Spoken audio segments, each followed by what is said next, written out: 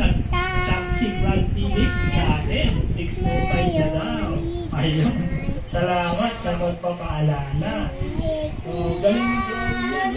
Pati mo pa galing ng kasita.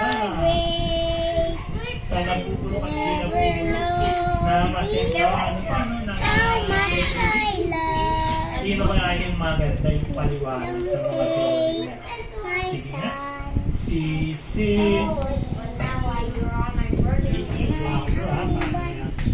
ayun, si Krista. Krista, natapos na yan? Ayos ah.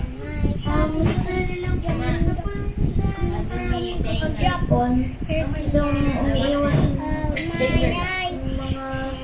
mga masama. Kuya.